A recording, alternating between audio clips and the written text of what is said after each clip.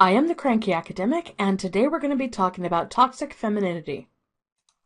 Let's put a bit of context on this idea of toxic femininity and why, as a strong woman and a strong advocate of equality, I'm a bit fed up with it. A lot of this started with the Me Too movement.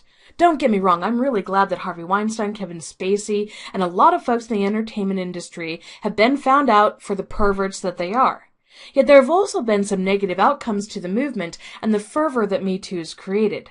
So, for example, the British woman who actually made the first accusations against Weinstein has refused to use the Me Too hashtag because she didn't feel it represented her attitudes in the way that the movement had evolved. The movement has seemed to make women perpetual victims. We're not victims. Let me be clear about that. We all have agency, and to the extent that there were powerful women in Hollywood who chose to keep quiet about all of this with Weinstein, there was clearly complacency across the spectrum. But the Me Too movement was completely hijacked by women forgetting that men had also been survivors of powerful and predatory men in Hollywood like Kevin Spacey. But what's most frustrating for me is that the movement has falsely equated an unwelcome look, word, or pat on the ass with sexual assault. The unwelcome looks, words, and pats are sexual harassment. It's a whole different concept. Sexual assault is reserved for those who are physically assaulted, and for anyone who is a survivor of sexual assault, the Me Too movement lumping it together with harassment creates a number of problems. But on the back end of the Me Too movement, we've also seen a lot of discussions about what is actually denigrating and objectifying to women. So organizations like Formula One and the Professional Darts Corporation have gotten rid of the walk-on girls as an example in order to be criticized by third-wave feminists. The argument from the third-wave feminist perspective is that walk-on girls are unfairly objectifying these women, leading to disempowerment and taking advantage of all women because we have the walk-on girls. You know, except when Hermione Granger gets her bits out, because somehow that's empowering. Basically, the justification for the difference between the two has gone something like this. The walk-on girls are objectified because they're making money, since men want to look at them, and we don't feel like they have the agency to really make these decisions for themselves. The we in this case is represented largely by upper-middle-class women who have decided that they would be personally responsible for deciding that the walk-on girls would find this denigrating because, apparently these women can't make that decision on their own. But it is empowering for Emma Watson to objectify herself because she's somehow differently owning her body in these artistically inspired nude pictures instead of wearing just a tight outfit at a sporting event. It comes down to the fact that we think she's smart, and because she's spoken out on women's issues, somehow that's empowering. Somehow. Then there was the Pussy Hat protest, because, that was really going to get Trump's goat. Let's all put on ugly hats to show how liberated we are, and that we're not going to sink to the level of, grabbing pussies. That must have been awesome if you were a guy who wanted to show solidarity in this march. You'd have had to wear this pussy hat, which honestly, that sounds like something we should be seeing in a German porno. But the insidious suggestion in the language of the Me Too movement was that somehow we have a rape culture, and that if we're not careful, men would just be walking up to the streets to rape us, because, men in Western society are violent scum, or something overly simplistic like that. Not surprisingly, the language of the rape culture movement has nothing to do with reality. Instead of a nuanced conversation about sexual assault and power to understand why 25% of women and 17% of men will experience sexual assault in their lifetimes, where we talk about the problem of rape in a meaningful way, the term rape culture always seems to be about what men do to women. This is where we had to kind of take a step backwards. The extent to which there are aspects of our societies in the West that produce a problematic view of masculinity is well documented. It's called toxic masculinity. The concept of toxic masculinity is used in psychology and gender studies to refer to norms of masculine behavior, largely in North America and Europe, that are associated with harm to society and also guys themselves. Let's highlight that again. It's about not only harm to society, but also to men. So yes, there are problems with how what it means to be a man has been constructed in modern society that connect it to some kind of violence, but the side that the third wave feminists aren't recognizing is that toxic masculinity, something in our house that we call the John Wayne mentality, is also associated with dramatic increases in male suicide, lower levels of educational attainment for young men, increased rates of depression compared to women for guys, and the difficulty in negotiating the radically changing family roles that would see an increasing number of men taking on homemaker kinds of roles. This means that toxic masculinity certainly does exist, but not only in the ways that many of the third wave feminists would have us believe. So if we think about what toxic femininity could be, we're talking about how modern, traditional, and third-wave feminist versions of it might mean that women are often creating the conditions where we, for example, are more likely to view a woman in a position of power or management more negatively than men do, or where women's aggression towards men create disconfirming environments for both men and women in the workplace and in our lives. The truth of the matter is that there are a lot of women, mostly upper middle class white women, who have decided that they're going to speak for the rest of us and tell men what empowers and disempowers us as women. This is clearly something like mansplaining, but really is instead women-splaining. I like to call this the right-on crowd, where they like to talk about privilege and revel in their own privilege, and everything comes down to identity politics, never economics, and certainly never individual agency. They are perpetual victims seeking out offense everywhere and performing their own righteousness constantly, utterly confident in their own virtual signaling and wanting to ensure that they are recognized by others for their virtue signaling. Let me give you an example. Unfortunately, we have a group office at work, so two of my colleagues were talking about how male-heavy our school's administration is. The dean's a man, our new direct boss was a man, and they were lamenting about how sexist our organization was. They moaned about this for a few minutes, and finally I couldn't cope anymore. So I said, look, the three people who put in to be the new boss, 2 women, 1 man, are you guys honestly telling me that you would have wanted either of the other 2? They both say no. Then I say, weren't 3 of the last 4 of our bosses women? Which of course was true. Perhaps the organization isn't sexist. Perhaps it just happens that right now, the folks who are best positioned to be in the administrative roles happen to be guys, and that if we, as women, think that's a problem, then maybe we should be putting ourselves forward. And so they both went back to their desks. But this is what's frustrating about a lot of these conversations. As soon as actual logic and information enters the conversation, the righteous indignants can't continue. But in the echo chamber of most of our lives right now, we don't get that outside perspective. Or if we do, we try to silence it. The problem is that we're increasingly seeing this virtue signaling in the media, online, and certainly in our regular lives. So I want to give a more representative of the problem of toxic femininity amongst the exact demographic that seems to be the worst for it, by walking through an example of a conversation. To do this, let me offer a bit of context. Most of the people involved in this conversation come from my field, the broad field of communication, which in the US happens to be the 3rd biggest major for college students. So there are literally millions of people connected to this field in the US. And when we look at the basic enrollment figures over the last decade or so, we can easily see that this is a female-heavy major. Now, aside from reporters, where there are slightly more men than women who currently work in the field, when we're talking about people who actually work in the field of communication, we can clearly see that it's a heavily female-oriented field. But don't think that this relegates us to poverty here. It doesn't. Communication jobs are well paid, and especially when you compare that to the national starting salary jobs, mid-career positions, and certainly at the executive level positions.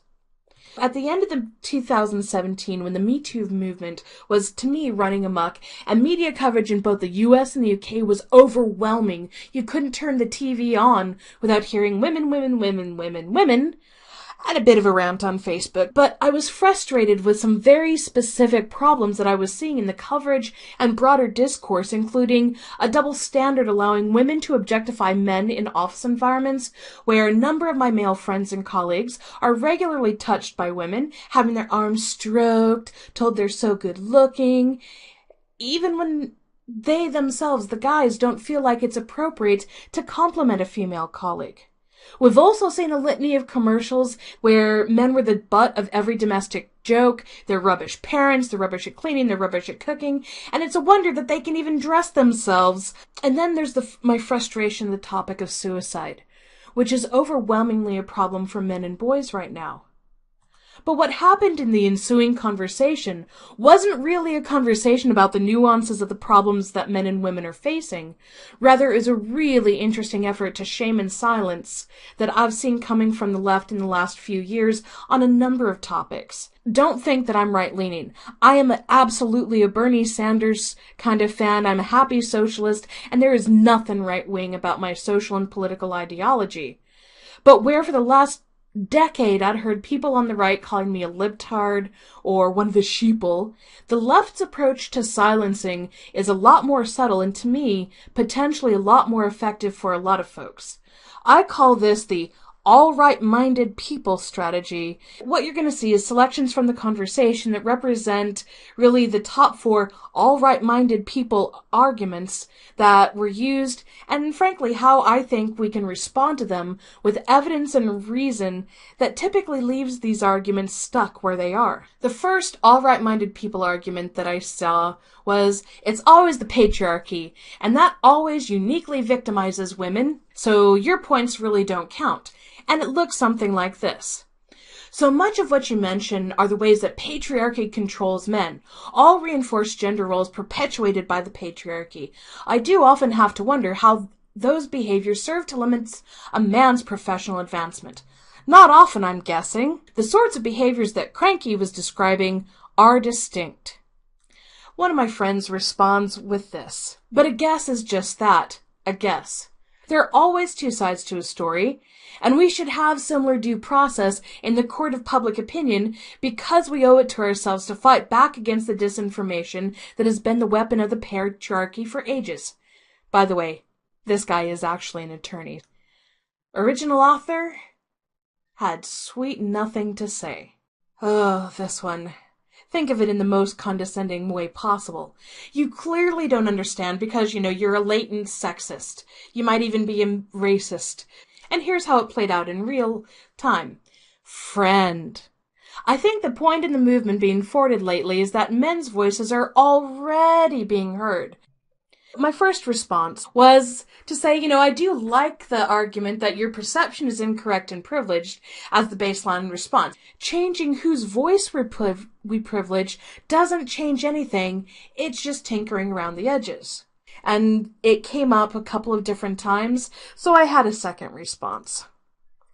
As a woman, I also get to be offended. As a woman, I get to take the observations I've made about women in work settings, how women talk about men, and say I'm not okay with it. Or am I not allowed this because it's not a correct women's perspective to take? I didn't put down anyone else's arguments, but I see several women, all of whom I like and respect, well, not really anymore, go out of their way to do that to me. It's just not on.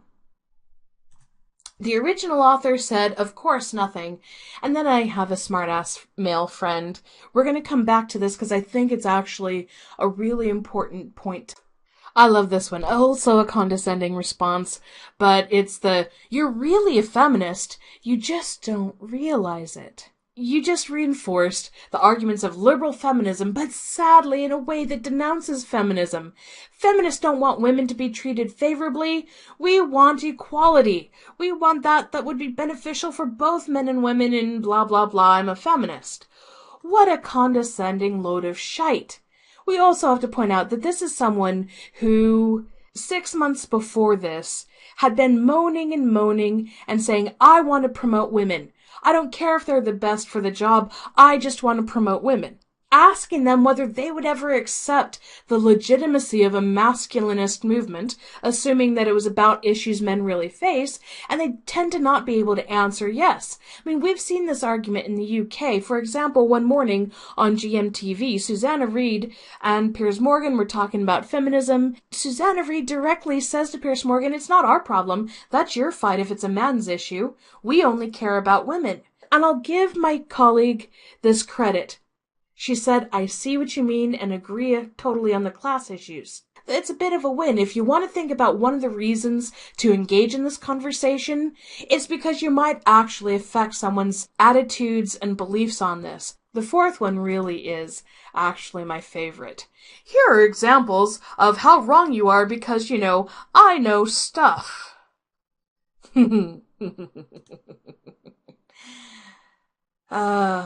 So here's what she said. "Are women also products of patriarchal thinking? Sure. So there are women who are likely to think that they are better caregivers naturally than men are, or that men suck at domestic tasks or whatever. But women are generally not the people creating those representations of men, right?